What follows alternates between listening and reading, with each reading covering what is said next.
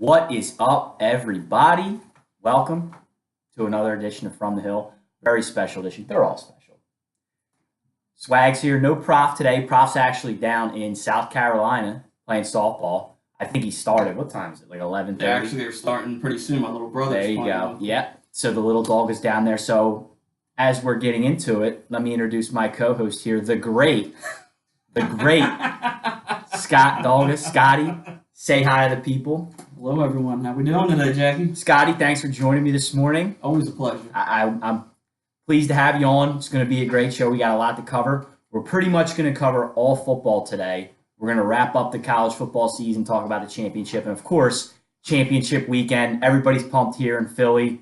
4 teams left in the NFL. Big docket today. Scott, are you excited? The Jeff Fisher Bowl. Who's not excited for that? How about that? So we're going to get into that. So before we get started, though, a couple housekeeping pieces. As always, when you watch From the Hill, check the comment section. All of the segments will be timestamped, so you can fast forward through. If you don't have 45 minutes or an hour, 15 minutes to spend watching the show, you should. But if you don't, go ahead and fast forward through to what you want to see, whatever segment you like. Always, please send us your feedback, give us comments. One thing I did want to say, so a friend of the show is designing an FTH logo for me, and I'm going to get hats made. So they're going to be very similar to the hat that I have on right now, the Pacific Headwear, the softball hat. So they come in 2 sizes. It's a small, medium, and a large XL. They're flex fit. Hit me up if you want a hat. I'll hook you up. Scotty, would you wear an FTH hat? How could you not wear the FTH hat? I mean, I think it's going to be cool. So if you want a hat, holla at your boy. I'll hook you up. Let's get it popping. We're going to start on Saturday. Well, technically it's Saturdays. But the College Football National Championship, the All-SEC Final. And what a game, huh, Scotty? You think last year's game was good? What a game. So, continues to be these nail-biters. I think, actually, the whole college football playoff system as a whole was great. All the games were entertaining. But let's get to the championship game. So, the All-SEC Final, Georgia-Bama. This really was a tale of 2 halves, wasn't it? You know, you saw the first half, and it was like, it's over. Georgia dominates. There's no hurts, nothing. They hurts did is nothing. So Georgia dominates the first half of this game. 13-0. It's literally domination by Georgia. Jalen Hurts, I'll read you his stat line. You ready for this, Scotty? Jalen Hurts, 3 of 8 for 21 yards in the first half. I mean, Bama looked dead. If you could take anything from Jalen Hurts' first half, he did have 6 rushes for 47 yards. He did run the ball decently effective, but that offense did not move. I mean, they could do nothing. At halftime of that game, I know what I was thinking. I'm thinking this is over. I'm thinking Bama is toast. They're not going to be able to move the ball. What were you thinking at halftime? Honestly, I thought it was over. I mean, what can you do? They're not moving anything in the first half. They got no passing game. Nothing. They could do nothing. So, all of a sudden, second half, things just on their head. Saban fires out with Tua Tagovailoa. Try and say that again. Say that 3 times fast. I can barely say it now. Who, by the way, went to the same high school as Marcus Mariota, which is a pretty Hawaii cool. guy. Those Hawaii guys. This kid comes out just slinging the rock all around the yard. He comes out, throws a pick like instantly, and you're going, what is going on here? Saban, what are you doing? Panic mode. He settles in, ends up throwing 3 TDs.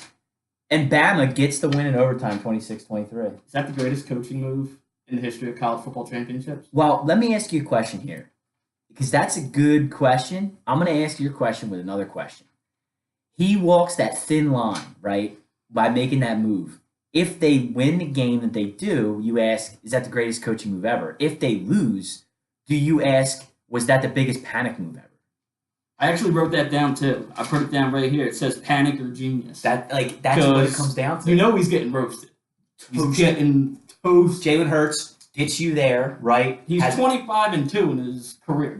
How do you go away from a guy that's 25-2? He's not moving the ball. Started in last year's national championship game, right? So this kid gets you there, and all of a sudden you change at halftime. Unbelievable. If anybody says they saw that coming, they're absolutely lying. They're lying to you. Because nobody to go to a true freshman, right? Yeah. You go to a true freshman, halftime, the national championship game. Nobody took that bet in Vegas No. that Tua Tagovailoa would be playing in the national championship game. There's also a flip side to this, Scotty. Let's talk about Georgia. And there's this phenomenon with these coaches. So when we talk about is that the greatest coaching move ever, I'm going to flip the script. Is Nick Saban the greatest college coach ever? Right now, he has to be. I don't see how he couldn't be, right? Winning these, what is this, his 6th national championship? I mean, you win 6 national championships right now in this day In and age. this day and age, I mean, we thought what Pete Carroll did was impressive. I mean, he had really good USC teams. You remember them USC teams, the early 2000s into the late. They were paying Reggie Bush, right? Reggie Bush's house there must have been. So the thing about this, why I asked that question is, are these coaches just so inferior to Nick Saban? He comes out, he makes all these halftime adjustments, he changes his quarterback up, and yet Georgia only scored 10 points in the second half and overtime combined. And they had that one big play, that 180 That's pass. right. So what is it about these great coaches, Saban, Belichick, that gets these other coaches so tight, so scared? They change their game plan once they get the lead. They get ultra conservative, and it's like they're just waiting to lose. They're waiting to lose the lead. I wrote that down too. I had it that Herbert Smart played the game not to lose. Yeah, that's what these guys do. They turtle up, right? They get a lead. You're coming out. What your game plan is successful, right? What Georgia was doing was totally stifling Bama. Georgia looked pretty decent on offense. Obviously, Bama has a world-class defense too. So if Georgia puts up 13, they hold Bama to nothing. Then you come out the second half and you turtle up. I thought they should have kept it with Michelle. That's his name, last name, right? Michelle. Michelle. Michelle. I mean, he had 14 carries, 98 yards. He was getting 7 yards a clip. Yeah. And they didn't go to him nearly enough. It looked like down the end they were just giving it to Chubb, and it was 2 yards.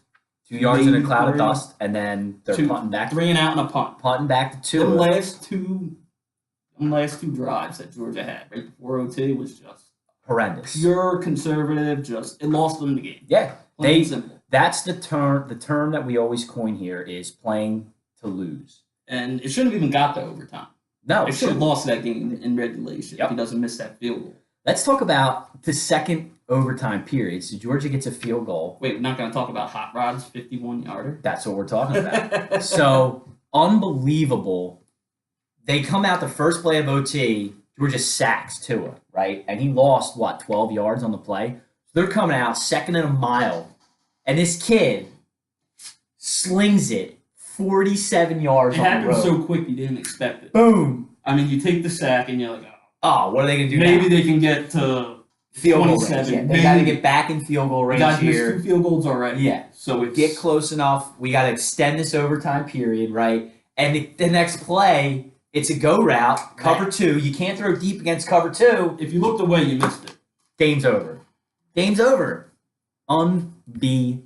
Now, a couple of numbers here. Tua went 14 for 21, true freshman, coming in at halftime. He was 14 for 21, for 166, 3 touchdowns, and he had that 1 pick. You see, anybody you think saw that coming when he came in? I mean, this kid comes off the bench cold into the biggest stage possible, the national championship. It don't get much bigger. Doesn't get much bigger than that. Incredible. So now, of course, we're led into the natural question, right? What does Bama do at quarterback? Do you go back to Jalen? If you do, does Tua stay? Or do you go to Tua, and if you do, does Jalen stay? That's the real question. I think Jalen's done. He's played his last down at quarterback. You think he's done at Bama? I don't think he could not be done at Bama. He could do something like Braxton did, change position. I don't know if he can play wide out. I don't know if he can play running back. I don't know what else he can do. He's a great athlete. He looks like a great athlete. So you would think maybe he can transition to I don't know. Receiver, maybe like a slash running back, something like that. So, all right, now let's play that game. So if you're moving to Tua as the starter and you're Jalen Hurts, are you transferring? He's got a tough decision. I mean, if I was him, I would probably transfer. Hey, I mean, he's been in one national championship. He's played a half of another one that they won. Now it's time to raise your stock for the NFL, right? I think you have to. I thought that it was a huge mistake for Braxton and those Ohio State guys to stay in that cluster there. And I also think it's a big mistake for Jalen Hurts. But to your point, there's a flip side of that coin because he's not going to play quarterback in the NFL, right? So if Saban's going to give him a platform to maybe say play receiver, which I think most NFL teams would probably look to try and make him, maybe he stays and plays receiver. This is just crazy. This is one of those situations where you've got a kid who's been starting there for 2 years. You see his limitations throwing the ball, but he's a great college quarterback. All of a sudden, this freshman phenom comes in. It really is like Ohio State 2.0, isn't it? It's the exact same situation almost in Ohio State, other than they had to change up in, I think it was the playoff. Did you start the first playoff game? Yes, that's right. Yeah, so it's going to be a weird situation, but hey, roll Tide, another championship for the Tide. I'll tell you that game ticked me off because I got hooked. Bama -3.5. You think they come back next year? Yeah, I mean, they're already the favorites to win again, right? I mean, that team is just unreal. By the way, speaking of next year, before I get into this Bama connection here, did you see that two of Clemson's D tackles are not going into the NFL? Both decision of them are staying, and I don't understand that. I'm a big proponent of if you're a first-round pick, second rounder, you got to go. I mean, that's only bad things can happen. You look at what happened with Barkley. I totally agree. I totally agree with you. If you're going to be a day one pick, how do you not go? Day one pick should automatically go. Go. If this is what happens with college prospects. When you're thinking about entering the draft, you'll have your people put feelers out to NFL, let's say personnel, and it's not like you're going to teams. You don't hire an agent. You can't do any of that, right, because of the amateurism status. But what they do is they'll put themselves out and say, hey, I'm Joe Thomas from California U, right? I'm thinking about entering the draft. What does NFL, what do they think about my stat level? And they'll go back and they'll give you a report and they'll tell you at what round range you think you're going to get drafted. If you're on day one, you're out. There's no higher way you can get. Only bad things can happen. I guess you can maybe raise your stock. You can go from your 20s down into maybe the low teens. That's a bigger payday, yeah, but... You're right, but so here's the thing about that. Now, that used to be important 6 to 7 years ago, like when Bradford got drafted, right? But Bradford was the last guy to come out on that crazy where all these first-round picks, your pay was kind of scaled. So if you went in the top 10, you made $72 million, right? But if you went at the back half of the first round, you weren't making as much. It's all scaled now. That rookie pay scale. It's all scaled. And what's the difference now between going 7 or 27? Not much. You're always playing now with the way they have it set up for your second contract. And if you're a first-round pick, you got millions waiting for you. They got to start looking at this as life's first job. It's exactly right. It's got to be, all right, I've done what I can. It's time to go now. Go get your 2.5 years of service so you can get your pension, right? I mean, this is what the NFL is, man, the business side. So, yeah, but I think what happened with these Clemson kids is they're just so pissed about losing that game to Bama that they want to come back and try and win a national championship. So, I mean, I commend it. And look, you only get one shot at college and being a kid, so it's great. But at the end of the day, when you're at this level athlete for football, I don't take the risk personally. Did you see Bryce Love coming back now for his? I did. What did you think of that? See, this is where you get on the end. You do. Because he's like a 3, maybe a 4th rounder. We were talking about this, and I think for running backs, 2nd or 3rd round, you're going. I agree, and I agree with you. And if I'm him, I go. And this is the eternal question with running backs: is the miles on the tires, right? He's going to go back to college, and he's going to be a workhorse like he was this year. That's another 200 carries, maybe 300 touches. He had 260-plus carries this year. That was just the carries. That's just now, you're not even adding in his receiving. Now, you're a good straight man. So when you look at him, one of the reasons that he's going back to college is because he only had 1 catch out of the backfield. Really? 1. I did not know that. So when NFL look at this year's draft class, I mean, look at Saquon Barkley. I mean, he's a dual threat. He's a great pass protector. He's everything you want in an ideal running back. You look at Love, he's a one-trick pony. And those guys in today's NFL are very niche. So what I think he's going to do is go back and try and develop more and show that he can go out and pass. He can pass protect better. He can get all that done as a running back. So that should up his draft stock. It's also kind of a stacked year for running back in the draft. So he may be making the right call. But again, you're going to go back and put a lot of miles on those tires. Another year of wear and tear. That's it. I mean, what is this coming from me? Another year of wear and tear. I'd rather have it in the NFL where I'm getting paid for it. Paid for it. Yeah. Hell yeah. Of course. And these NFL teams, they don't just look at your age, they look at the miles on your tires. So you're going to come into the league, look at some of these backs, like Michigan State, I feel like, always has a running back who will be a 3-4 year starter and probably got 1,000 carries in college and go into the NFL, and they just kind of fizzle out because they're beat up. Le'Veon Bell might be the exception to that. Le'Veon Bell. He's so good, man. Do you see he missed the walkthrough? He is so good. Did he really? He missed the walk. I just saw that today. He missed the walkthrough, or he showed up with only like 5 minutes left. Wow. In the walkthrough the day before. Big story. So, one thing I wanted to talk about here before we close on the Bama thing. This is a very interesting tidbit that I saw come across the wire here, and I would be remiss, since obviously we're coming to you from the new Camelot Studios here in Bridgeport, that there is a huge Alabama contingent here in Bridgeport. So I saw this interesting article, and I get to reading it. So apparently there's an Alabama Booster Club here in Bridgeport. Did you know about this? You never knew about the Alabama Booster Club? I didn't. I did not. You see, I worked with somebody at my job that Dad was part of the Booster Club, so he's part of the Booster Club. He was actually the Bear King. It's like a legacy thing, yeah. So Scotty's telling you some of the story. So here's the story of how this sort of got started. So Tony Cicchino, who everyone in Bridgeport knows is kind of like a Bridgeport legend, right? He played football at the University of Kentucky, and when he played there, he played with a guy, Larry Dude Hennessy, okay? These were both, Cicchino was a Bridgeport resident. So while they played at Kentucky, Bear Bryant was the head coach there. That was in the late 50s. Fast forward 10 years later to 1969, Bear Bryant is the head coach at Bama. So now you've got this big connection from Cicchino here in Bridgeport back to Bama. Through some sort of connectivity here, Bear Bryant comes to Bridgeport, Pennsylvania. The original Camelot. And when I heard the story, I've heard this story a couple of times, but the first time I heard it, they said it was like the Pope walking...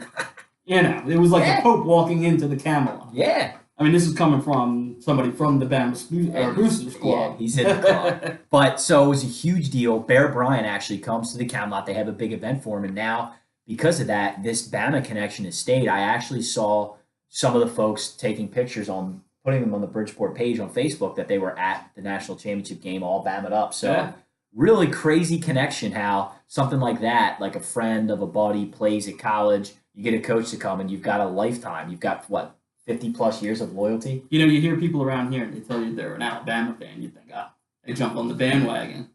These people have been around for a while. That's right. You hear someone say around here, Roll Tide, and you're like, you bandwagon jumper. But no, actually, these folks have been fans for 50 years. Like their dad and their dad's dad were part of this booster club because their buddy played with Bear Bryant and he came to this small little town. That's how it is. It gets passed down, like you said, from father to son. Incredible. So before we get out of college football, right, I wanted to do something really fun. One of the most popular FTH segments that we've done and controversial, and everybody likes to weigh in on it, was the Next Four In segment. So we talked about expanding the college football playoff system to 8 teams. And the king, because I am a generous king. You're the man of 1,000 nicknames. Every time I come around, it's a new nickname with you now. So, being as I am a generous king, dilly dilly, I was granting the powers of the committee onto others to go ahead and give us their Next Four In. So what I'm going to do right here is the king is going to grant to Scotty the power. You are the committee, Scotty. You have all-knowing, all-powerful. You don't have to answer to anybody. You get to pick your next 4 in the college football playoff system at 8. Go. All right. Well, I said it has to be 8. Has to be 8. This is how I would set up the format. It would be the winners of the 5 big major power conferences. They're automatic bids. Okay, so let's stop you there. So you're going automatic bid for the 5 teams. Okay, so before you get into your teams, this has always been a highly debated topic. Now, right now, as it stands, as we clearly saw this year, while the committee's goal, right, ultimately, and what they said outwardly is, our only goal is to make sure we get the 4 best teams in, not necessarily rewarding a certain schedule played or like a winning your conference or right any of that stuff. Their pure goal is to get 4 best teams. So let me ask you this: by automatically including conference winners, are you maybe not accomplishing that goal? As you could have had this year, like USC is going to get an automatic bid, right? Or if let's say USC loses in their conference championship game, the winner of the Pac-12 is getting in. You're okay with that, though. You're setting your parameters. That's where you want to go. I think if you win your conference in the 5 major ones, you deserve to go in there. You're Just like in the NCAA tournament with basketball. It's a little different because you can... Right. But, these 5 major ones, they deserve it. All right, I'm with you. All right. So and then you keep the committee. Yes. And the committee will grant... So they're going to go now, you're talking your at-larges. Your at-larges. They'll go from 4 to picking the best 3. Right, because you've got 5 automatic bids. Pac-12, Big 12, Big 10, ACC, SEC. Okay, so now that Scotty set his parameters, give us your next 4 in. Obviously, I think we're going to keep the first 4 that made it. I took from the division winners. I took the SEC. I took Georgia, Clemson from the ACC. Yep. Wisconsin from the Big 10. Okay, Oklahoma from the Big 12. So there's them 4. They're on. They're in. So you're giving Wisconsin an at-large then? No, Wisconsin would get the Big 10 championship. Okay. I'm just giving you my 8. Gotcha. Okay. Go for it. Then we have USC. They'll take the Pac-12. So there's Power 5. They're in. My last 3 in, I'm going to go with Ohio State. Bama has to get in. And this is the one we were talking about before. I'm taking Penn State. So you're taking Penn State, and there's a huge omission here. Scotty brought it up, and he can't do it. And, of course, I was riding this train. So the big omission to me is I don't see UCF. I can't do it. Scotty can't do it. Tell me why. They haven't played nobody. I think if you put them in any one of these Power 5, they have at least 2 losses. So you may be right, but let me ask you the counter to this that I ask everybody. Every year we go through this, right? And there's a bunch of other, what we'll call secondary conferences. You've got the AAC, you've got the MAC, you've got the WAC, Mountain West. Every year, all these teams, 155 or 85, however many college football Division I teams there are, they play a 12-game schedule. None of them ever go undefeated. You don't think that going undefeated, having 3 wins over top 25 teams, and winning your conference doesn't get you a seat at the table when there's 8? Can't do it. I just can't do it with that.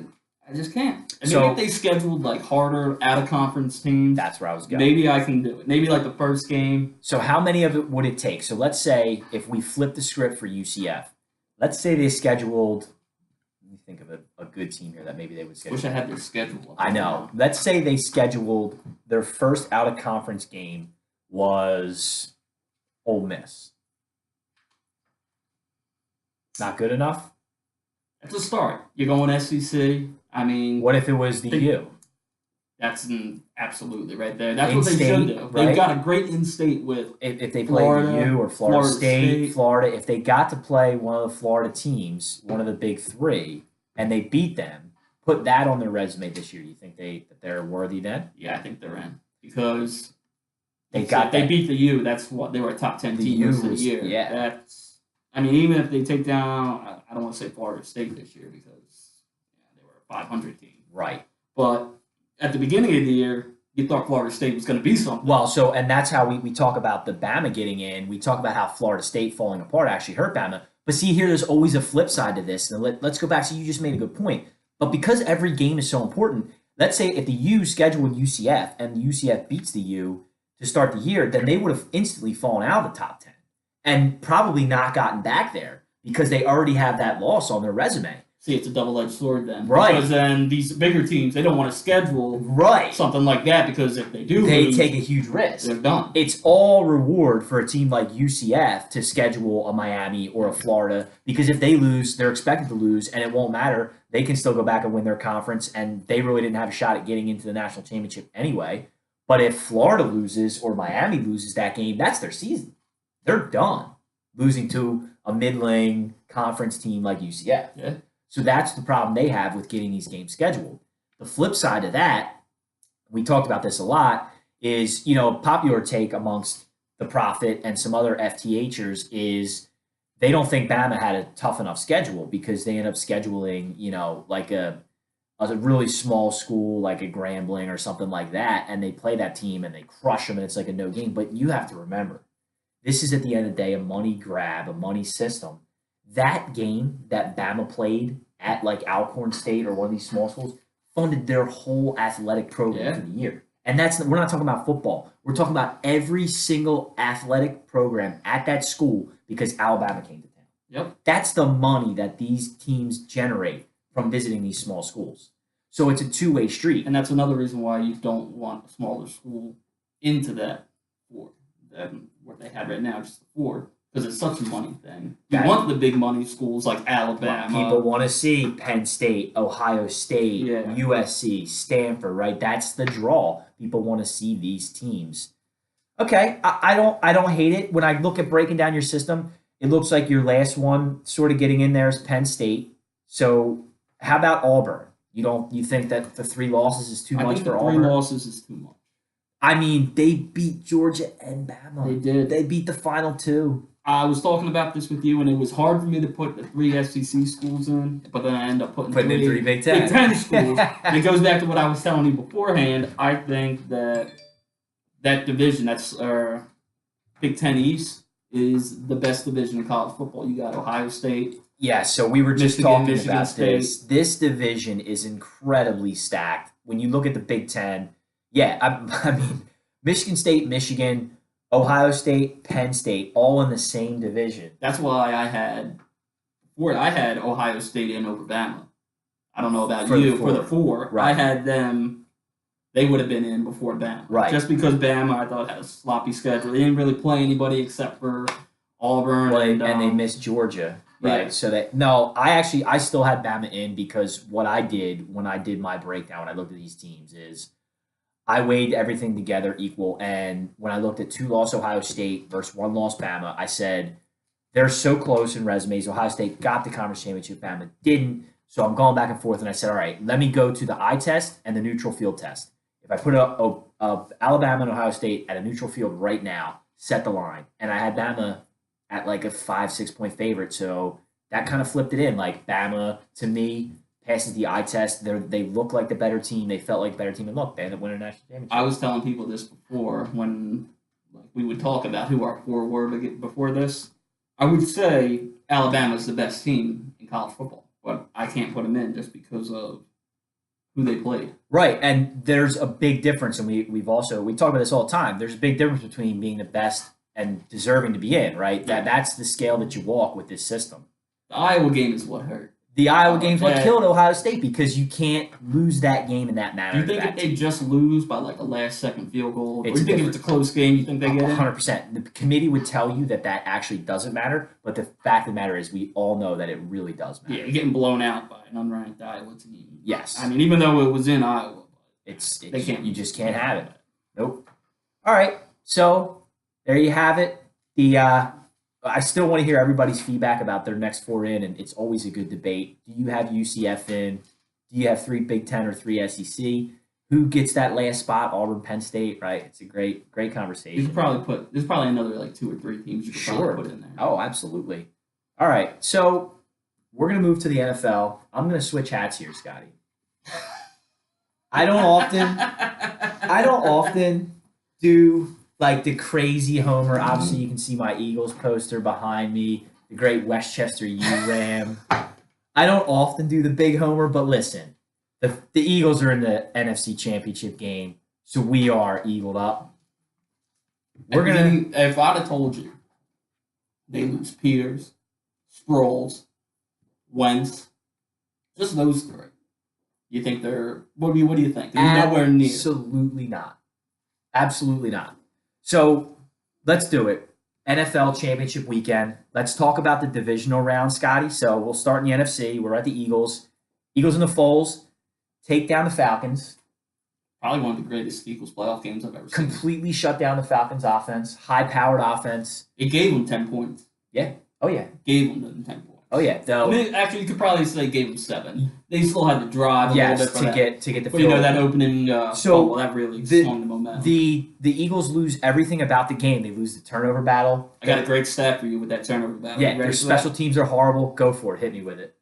Since 1990, the current NFL format that we have right now, yep, there have been 160 games with a negative 2 turnover differential. Do you know what their team's records are in those games? Probably around 10%. 15-145. Wow. The Eagles, they were 14. Right. The Eagles made it 15. Yeah, I mean, the special teams were slop, just turning the ball over, but the defense was so dominant. And Nicky Foles has himself a solid enough game, move the ball enough to get the job done. The Eagles come out on top. Let's talk about the crazy game in the NFC, the Vikings and Saints. Vikings Saints back and forth, great game. I mean, great game. Is that the greatest finish you've ever seen in playoffs? It might be. Is it better than the Panthers and the Rams? Now, you remember that division game? Double OT, Steve Smith takes it down the middle. I'll tell you, so we were talking about this last night, and I actually wanted to bring one up that was involving a type of play like that because I talked about it on another show. But I think it's the greatest finish that I've ever seen because of how unexpected it was. That I remember that Saints Panthers game, but it was like building, right? The intensity was building into the 2 OTs. The only reason why I brought that up is because it's like 2 overtimes. Right. You know, it was going, but you were just, and this was just like right. You're waiting in that game. You're waiting in the overtimes for something to happen. You're like, all right, what's going to happen? So you're sort of anticipating that kind of like finish. This game I thought was over, and I'm thinking, all right, maybe they get the ball out of bounds. Maybe they try a long field goal. And disaster. Diggs goes up. The cornerback missed, or the safety missed times. His coming to the ball to make a play.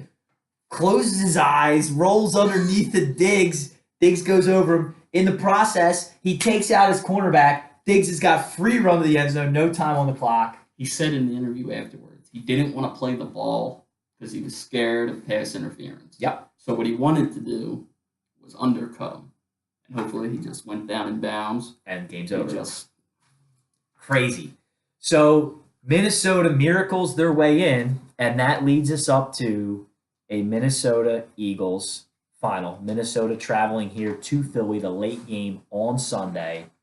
What are your keys for this game, Scotty? Foles can't turn over the ball.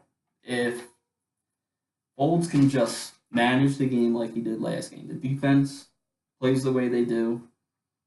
Running backs hold on to the ball. There's no turnovers. I don't see how they can lose.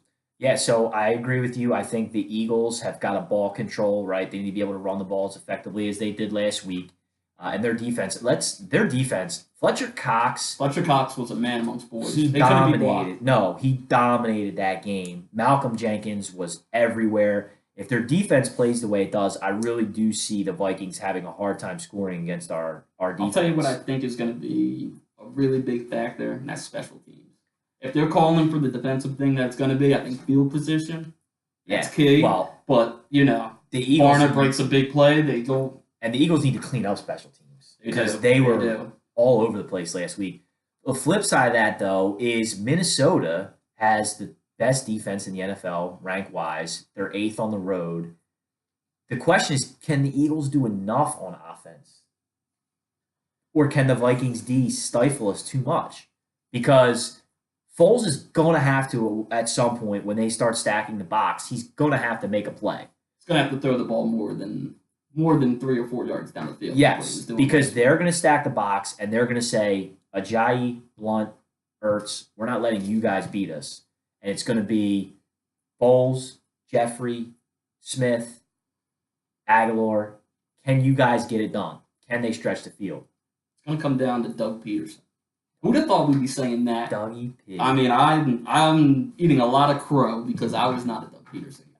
Beautiful head of spinach on Dougie Pig. Oh, man, he's got a great set of beautiful hair. I mean, say what you will, but he makes great halftime adjustments, and he called a great game last week. I think he's coach of the year, in my opinion. They did the voting, and you see McVay got it from. Did he really? Yeah, I think it was the report, or it was sports reporters. And you know what they'll tell you? They'll say that we don't factor in the postseason, and it's all about regular season, right? So I still think Doug deserved it. I'm not saying that as a homer. I definitely think Doug deserved it more than McVay. I'm totally with you. So I got something for McVay getting the coach of the year. Oh, good for you.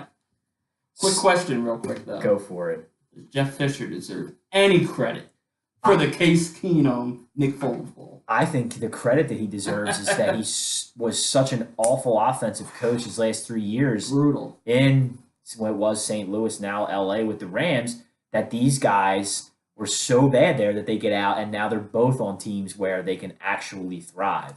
Like, is Jeff Fisher the quarterback killer? He might be. Look, I mean, you look at he put 3 quarterbacks in the postseason this year because Goff as well.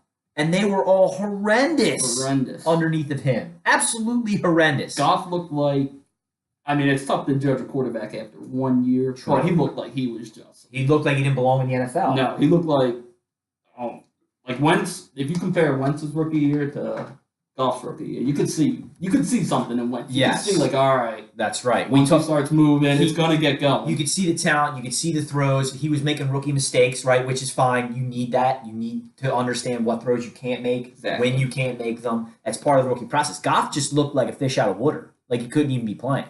It's night and day compared to this year. What McVay has done with them, but. Crazy. All right, so we're not gonna do official picks yet. We're gonna wait till after we break down the AFC. So let's move to the AFC. Tom and the Pats destroy the Titans, 35-7. It was never a game, even though they had that great catch. The Titans come out, they score 1, and then the Patriots just unload on Tennessee all day. I don't think anybody was worried at any point that the Titans. No, were going to take that let's game. be honest, the Titans sort of lucked into that game because Mariota throws that ball to himself against the Chiefs, and they end up winning by a point. So they kind of lucked in there anyway. How about Andy Reid blowing another game? Man, we're going to talk about the Chiefs in another segment.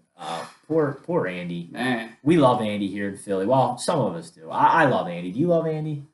He did not grow well on me. As it went going, it started to become stale, and everything was just so predictable with him. And I think we needed to change. I agree with the fact that we needed to change. He definitely. But do I wish ill will on him and stuff like that? You root for Andy, right? You root for him. He's not in the NFC, so I mean, do well. All right. So the Patriots destroy the Titans. No really need to break that game down. How about them Jacksonville Jaguars, Saxonville, going into Pittsburgh? Here's one for an if I told you before. If I told you the final score of the Steelers-Jags game was going to be 45-42, would you believe me? And would you believe that the Jags would be the one with 45? No. They hit the over themselves, right? Yeah. How about it? So the reason it's so crazy is you knew Pittsburgh had a high-powered offense, but Jacksonville has a high-powered defense. And Jacksonville has a low-powered offense, and the Steelers have a pretty subpar defense. But that game was just crazy. When I watched that game, of course, the Steelers came out flat, and the Jags jumped on them early, and they were up 21-0, and then 28-7. Pittsburgh makes their push, but what I loved about the second half from the Jacksonville perspective is every time Pittsburgh scored, Jags answered. Pittsburgh gets a touchdown, Jacksonville comes back and gets a touchdown, or Jacksonville comes back and get a field goal. They did not take their foot off the pedal like we see with some of these coaches, like we just talked about with Georgia. They kept their pedal to the metal. They kept their game plan. They kept moving.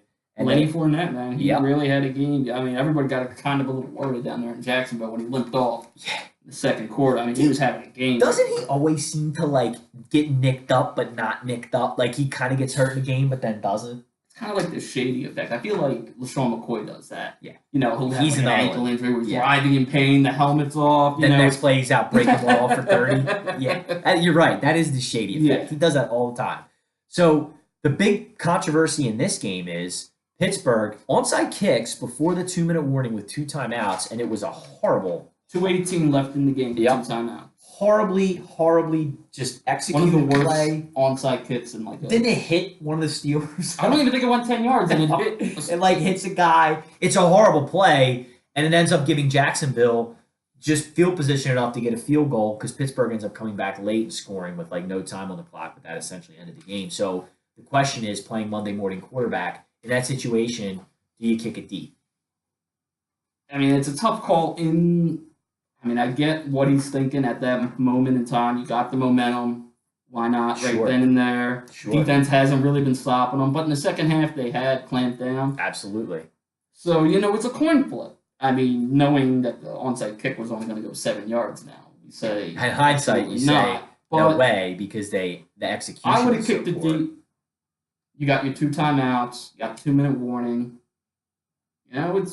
Defense got to stop them. I agree. I would have kicked it deep as well. I always think because of the low success rate of onside kicks that they're always like your last ditch effort. When you have the 2-minute warning and 2 timeouts, I also kick it deep there.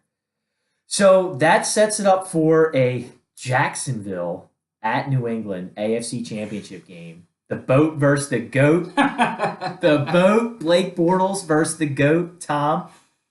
Can we talk about the charades that are going on around this game right now with New England? Brady's in a press conference with a glove on. If you think that Tom Brady's not going to play in this game, then there's something wrong. Yeah, you're insane. And what I'm seeing right now is, and it happened last night, it's happening with the line, it's happening everywhere. Are we like letting ourselves get talked into thinking the Jags have a chance in this game? Dropped down from 9 to 7.5. It was. That's morning. right. Are we letting ourselves get talked into Jacksonville having a chance? Or do we actually think they do? I mean, I kind of think they do. I mean, because if you know the formula to beat Brady, if you get pressure on him with that front With four. your front four, that's and what correct. does Jacksonville have? They've got a great front four. They've got Yes. Campbell, he had like 15 plus sacks. Fowler, great off the edge. I'm with you. So that's the formula, and I think they have a chance. When you have a good defense, anything can happen. I agree. So I do think they have the right formula. The other thing they have, right, which I don't think has gotten enough credit this week, they've got the man who architected the 2 teams that took the Patriots down in the Super Bowl, sitting in the front office behind, sort of orchestrating here. Yeah, Tom Coughlin. Tommy Cough. So you do put that together. Do we think that Jacksonville has enough to get it done? What I also heard was very interesting is Belichick's great at diagnosing your offense, seeing what you do, and then taking it away from you, right? The problem is that Jacksonville runs such a plain system, such a steady, not complicated system, that what Belichick likes to do is take away like what you do best. What does Jacksonville do best? I don't know. I mean, they run very standard system reads on their runs and passes. So what exactly, if you're Belichick, are you doing to take away that special thing that the Jaguars do? I would think they're going to just try and take Fournette out of the game. Right. I mean, as simple as that sounds, he's their best player on offense. Sure. So Certainly. make Blake Bortles beat you. That's what they're going to have to do. I feel like everybody who plays the Jaguars says the same thing, right? Let's make the boat beat us. All right, let's do it. We're getting to the picks segment. Everybody loves the picks. We've only got 2 games this weekend. Let's start in the AFC. Right now, the Pats are down to 7.5. I actually heard, we were talking about it last night, a couple people think this game's going to dip to 7 or even under before game time start. Let's take it now. I'll give it to you at 7. Who you got? Jags plus 7, New England. I love the Jags and the points. I love the points. So Scotty's taking the points. I'm with also the Jags. taking the under in this game, too. I had that at 45. Bonus pick. He If likes you the need that. under. So I am going to disagree with you. I am going to take Tom. I'm going to take the Pats to win by double digits. I think that this build-up for, the Jags can hang with New England. I think maybe Jacksonville can hang around with them in the beginning. But I think that Belichick, the Patriots, what they do best on defense is turn you over. I think Bortles will make mistakes. I think they'll turn him over. I think Tom will not turn the ball over. He's going to come out very conservative this game. Short dink dumps. He won't turn the ball over for Jacksonville. I think the Pats win by double digits. Safe pick? Here we go, baby. Sunday night. We are all here in Philly. Going to be jacked up with our dog masks on, right? They went on sale on Modell's the other day. There's people wearing these dog masks everywhere. If you don't know the story behind this, you probably don't live in Philadelphia. A lot of people that watch the show that don't. So Lane Johnson last week after the game gets a dog mask on because the Eagles were the first ever number 1 seed to be a home underdog in the divisional playoff round. So right after the game, he takes his helmet off, puts the dog mask on. Now everybody around here is wearing these dog masks everywhere. You had to know that was going to catch fire. Yeah, I don't have one. Did you get a dog mask? I do not have one. I didn't either. I was looking at Dick's yesterday and I didn't see any dog masks, and then I had to go back to work. So all right, right now they're holding at -3. Vikings coming to Philly -3. Scotty, who you got? No way I'm picking against the Eagles. I like the Eagles and the points. It's an underdog weekend. I'm taking both dogs. I Look, I put my Eagles hat on. I'm not picking against the Eagles. Matter of fact, I'm taking the Eagles Outright. outright. Take the money line. Fly, Eagles, fly, baby. We're going to Minnesota. We'll see you there in Minnesota. I got Eagles in the Super Bowl. Let's go. All right. Now, Scotty wanted to do a very special segment here. So, because of the finish of the Saints-Vikings game and the way that these games have come down and we're a championship weekend, right? Scotty wants to give you his 5 best AFC and NFC championship games of all time. Hit me with them, Scotty. Now, I did it for just in my lifetime, ones that I can remember. I'm not going back to like the 80s and the 70s and stuff like that. Sure. The latest I went back is 98. But at 5, I took my Eagles over the Falcons. Everything leading up to that game was just, you lost 3 in a row. The one to get over the hump. The build-up was incredible. It was Donnie Mack against Vic, right? I still see Chad Lewis twice from Donnie Mack and the Eagles. I still go to see the Super Bowl. Dawkins just destroying Crumpler. Algie And Crumpler. he caught the ball, too. That's what everyone forgets. He actually caught he held the on to that ball. Dawkins with probably one of the best legal hits I've ever seen. Algie Crumpler was a big dude. Yeah, he went down. Big tree fell hard in that one. Oh, yeah. So that's a good one. Number 4, a little bit of redemption for the Falcons. I took the Falcons beating the Vikings back in 98 when Gary Anderson missed that field goal. I would have had it higher if the Vikings would have beat the Falcons, right? Ironically, because I thought that Vikings team was one of the best of all time. Now, that was the Culpepper Moss team, yeah? No, it was the Randall and Moss team. That's right. Yeah. That's right. Randall makes Moss, a resurgence. Carter. Oh, wow. Jake Reed in the slot. Don't forget about him. True Robert that. Smith. Okay, yeah. That was a high-powered team. Very good. Yeah. Poor Vikings, too, huh? Number 3, I took the Broncos beating the Patriots back in 2015. Remember that one? It's where Brady threw the 40-yard pass or so to Gronk.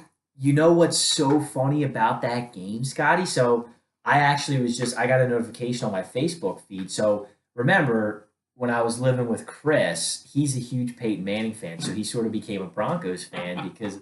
And jumped on that bandwagon. Right. So I found this meme of Tom Brady holding a kid with Peyton Manning's head on it. And it said... Hey, buddy, Daddy's going to come visit you in Denver this week. And I posted on Facebook because it was this time 2 years ago, and they just reminded me of that. Like, it came up in your feed, like, remember what you did.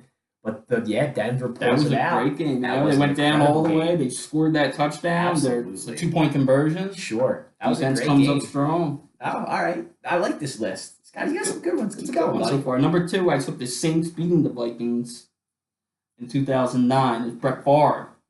Brett Favre, Minnesota Vikings. Led Minnesota Vikings. They lost 31-28 in overtime. I got a Packers fan that listens to the show who hates the fact, because he hates the Vikings, he hates the fact, that Favre played for the Vikings. It did look weird seeing him in purple. The Jets thing was like whatever, right? Yeah. Because it's like the AFC and no one cares, but it was terrible seeing him in that Minnesota purple. I guess it made it worse for him. He had one of his best years ever. Of course, yeah. And my number 1, I had the Colts beating the Patriots. And this is when Peyton, it's his first Super Bowl. You remember they're down 21-3, I think, at halftime. And he brings them back. Takes them all the way down. Belichick lets them score. Biggest hole you'll ever see a Jai runs through. Yep. And then it's Tom Brady, down 4. Got I think it was like a minute and a half left or something like that. Nope. Interception over the middle. Couldn't get it done. That's Peyton's. Peyton walks into the Super Bowl against the Bears, probably the worst NFC representative that I've seen in the last 15 years, right? Yeah. So Peyton gets his first ring. No, that's a great list. Those are great games. This is such a huge time of the year because you've only got 2 games. Like, they're so important. This is one of my favorite weekends for football. It's incredible. Every play is so important, right? So that's a great list, Scott. That's a good job out of you. Good job out of you. You did a lot of research when you came to this list. That's a good job out of you. So I actually wanted to do another list myself, and this is gonna spur controversy. So because we're at the final 4 teams, it's always a good time to reflect upon your top 5 teams, and I'm going top 5 NFC and AFC. This may not go the way that some of you think it's going to go. It's definitely not going to go the way. Scotty's seen my Once you get list. to the AFC. Scotty's seen my list here. So we're going to start in the NFC because I think it's a little less controversial than the AFC. So I'm going to go from bottom up to the top. So at number 5, I have the Falcons. Number 4, I have the Panthers. Number 3, I have the Eagles. By the way, if Wentz is not hurt, the Eagles are number 1 overall. Not just in the NFC. They're the best team in the NFL. Easily number 1. Number 2, I have the Vikings. You'll notice I have the Vikings ahead of the Eagles, but that doesn't mean that I think that the Vikings can beat the Eagles today. I think the Eagles will win. Matter of fact, the only reason that I have them there, it was like a tough split, is because I think the Vikings defense at home is a little bit better than the Eagles defense at home, like comparatively. But guess what? I think neutral field, like we were saying earlier and everything, But I think you put the Vikings ahead of them, but it's only because Wentz is. But guess what? We're playing at home. The Eagles game is at home, and the Vikings defense goes from the best in the league to the 8th in the league on the road. So that plays in. Number 1, I have the Saints. I think the Saints, top to bottom, are the best team in the NFC. We just talked about how the Vikings locked in to beating the Saints. They should have lost that game. They should have lost that game. The Saints they've got a great defense that turns you over enough, right? That's really aggressive. They've got a Hall of Famer at quarterback who's still more than proficient. They're a little hurt on the offensive line, but other than that's their big weak point right now. But their running attack is spectacular. So let me ask you this real quick: who would you have rather played? Did you want the Saints? I actually said this before that I did want the Saints, and I'll tell you why. What I worry about, my biggest worry with the Vikings Eagles this week is the Vikings defense totally shutting down their offense. And I was willing to take my chances in Philly with the Saints offense versus our defense, whereas I know that Foles will be able to move the ball against the Saints D. I don't know how that's going to go tomorrow. See, I'm a big quarterback guy. I think the quarterback is... You didn't want to see Breeze. I didn't want to see Breeze. He's scary. Man. I remember when he came in here a few years ago and he ripped our hearts out. Ripped us out, yeah. So I could... And that, honestly, that question went around a lot last week, and you're right. Breeze, it went both ways. Yeah, and I would not argue either way against you saying that that's not the right way because, yeah, Breeze is scary, man. He's so good, that team. And I think they're the best team in the NFC. So that running back duo is just something. So when you look at my list, Scotty, is there any omissions there that you see? Any glaring omissions? Because I got one that I omitted on purpose. I mean, I guess I might flip. I had to look at that. I might flip the Falcons and the Panthers. I think I could put the Falcons ahead of the Panthers there. I'm going to write my first team out here for you, and you can tell me what you think. Yeah. That's a big one, leaving the Rams out. I think the Rams are totally overrated this year. I said it. I think that their coach winning the Coach of the Year is great and all. I think they're a very flawed team. Their defense was highly overrated. Completely fugazi. They play in a weak division, right? So put all those things up in a package. I don't have the Rams in my top 5. I kind of agree with you there. It didn't jump out on me. Not seeing them there on your list because I do think the Falcons are better than them. I mean, obviously they went into LA and they beat them. Yep. So you can't not put them ahead of them. Nope. I mean, the only team maybe you could stick them ahead of is the Panthers. But, I mean, if we're going by, like, neutral fields, like you're saying, stuff like that. Sure. You know, it's a coin flip. Yep. All right, so AFC. This is going to get hairy. Scotty's ready to argue with me already just from seeing my list. So, at number 5, I have the Chargers. Now... The Chargers missed the playoffs. They were a hot team going But they were smoking hot. There's not a team in the AFC that wanted to see the Chargers get in the playoffs. They missed it by 1 game. They had a horrible start to the season. I also think that the start of their season got really handicapped because they moved to LA. They get like no fans at home. So I really like the Chargers. Here we go. Here we start. Number 4, I have the Steelers. I think their defense is hot garbage. It's northern New Jersey on a sunny 90-degree day. It stinks, okay? And you can't be a top-tier team with a defense in the bottom third of every category. That offense, sure. That offense, I mean, look, I got them at 4, but right ahead of them, I have the Jags. The Jags beat them twice this year. I can't see on any list keeping the Jags below the Steelers. I wouldn't put the Jags below the Steelers. You wouldn't put this team. I have the Chiefs. This team wouldn't even be in my top 5. I have the Chiefs at 2. And I'll tell you why. Number 1, they lost the best safety in football at game 3, Eric Berry. That defense That's a huge loss. That's a huge loss. I don't have that one. I wish I did. That's a huge loss. So they lose Eric Berry, right? He's out for the year, and they start to like hit the skids. Alex Smith is, whatever. You watch this team next year with Mahomes coming in with the talent that team has. Berry comes back. They're the second best team in the AFC. That team's rocking. And Andy can game plan with the best of them, can he? Boy, his first 15 scripted plays always look incredible. They might be the best 15 scripted plays ever. He's the best at game planning and scripting. If he could just get himself like a right-hand man who could help him make those adjustments, he'd get himself a Super Bowl. Especially his right-hand man, Dougie P. Always. Why do you think? See, that's a great point. And another Andy Reid quarterback coach just got a head coaching job because this is what happens. That's why his coaching tree reaches so far, because his game preparation, his talent evaluation is second to none. He's so good at those things, but he is so bad as an in-game adjuster. It's not even funny. You hear this all the time. The NFL's a copycat league. Yeah. They see something working. Why is that working? Well, it's got to be the coach. He's got to have people under him that know what they're doing. Exactly. You've seen that work. You've seen that work terribly. Charlie Weiss has had how many coaching things because he worked underneath Bill Belichick? So, actually, that's a good point. My number one team, of course, is the Patriots. Let's talk about the Belichick coaching tree never working out. These guys, like, spread out everywhere. But look, McDaniels, they all kind of, like, come back. I kind of think McDaniels is going to be all right. I think sometimes you need to fail. It's true. If you look at Belichick himself, he didn't do too well in Cleveland. Well, who does well in Cleveland? You know. Cleveland. But, you got to have that, you figure out what you're doing, you figure out how to coach, and then, maybe the next time around, I think he can be an NFL coach. All right, we'll see. I mean, I think to your point, he maybe wasn't ready in Denver. That was a weird situation. They had the Tebow thing going on. Why he drafted Tebow still boggles the mind. I mean, that cost him his job, I think. Absolutely cost him his job. Yeah. So let us know what you think. Text into the show. Text me, text Scotty. Leave in the comments. If you have a memorable AFC or NFC championship game, tell us about it. Tell us about the ones that broke your heart or got your team, got through and got all excited.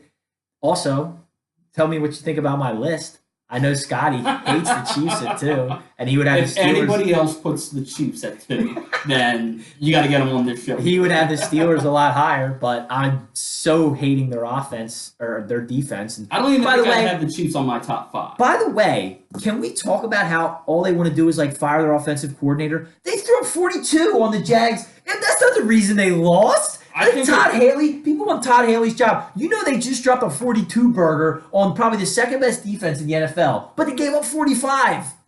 I think Todd Haley is a terrible coach, actually. The fact that he doesn't have a quarterback sneak in his playbook is just out of this world. With a guy who's 6'6", 270. You mean to tell me he can't fall down in a yard or less than a yard? I know.